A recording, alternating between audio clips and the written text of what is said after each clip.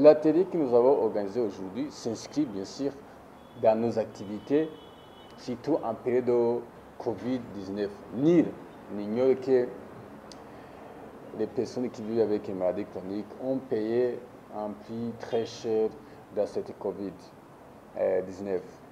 Dans le monde, les études montrent que la plupart des gens qui sont décédés avaient une comorbidité comme le diabète, l'hypertension, l'asthme. Au Burundi, on n'a pas encore fait des études, mais d'après des observations auprès des médecins, vous entendrez que dans la plupart des hospitalisations, les personnes qui étaient hospitalisées avaient soit un cancer, soit un diabète, soit une hypertension. Donc, le virus, une fois sur un terrain qui est faible, avec une immunité qui est défaillante, va trouver du refuge pour faire des dégâts. Donc, nous avons organisé l'atelier pour plaider auprès des décideurs. Donc, c'est le moment, on le faisait avant, c'est vraiment le moment d'investir beaucoup. Le programme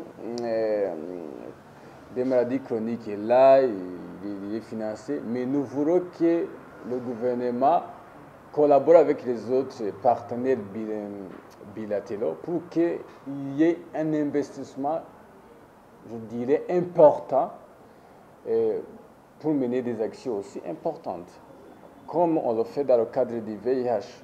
Le VIH est venu au Burundi. D'ailleurs, le ministère de la Santé s'appelle le ministère de la Santé publique et de lutte contre le VIH-Sida. Donc, les maladies chroniques prennent une ampleur importante. Si vous voyez la mortalité due à ces maladies chroniques, elle est énorme.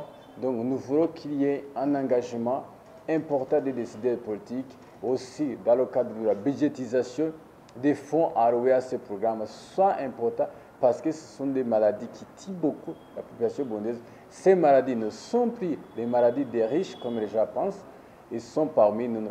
Et dans cette période de cette pandémie, le Covid vient nous rappeler qu'il ne faut pas les ignorer parce que ce sont eux qui vont mourir, ce sont eux qui vont mourir de diabète. Et donc, c'est le moment de revenir encore et trouver des solutions efficaces pour bien partir sur de bonnes bases, donc avec des politiques bien méditées. Et une fois après la période de Covid, on est vraiment un investissement qui est important pour vraiment faire face à ces maladies. Donc, c'était l'objectif de l'atelier, mais aussi interpeller les médias, interpeller l'ensemble des décideurs, que ce soit les ONG locales, pour qu'ils contribuent dans la gestion de la réponse au Covid, et bien sûr à s'inspirer des directives nationales, du plan de riposte national de lutte contre la maladie à Covid-19, mais aussi des directives de l'Organisation mondiale de la santé, ou bien des directives basées sur des sciences, surtout en ce qui concerne la gestion des remèdes qui peuvent aussi tuer plus que la maladie à Covid-19.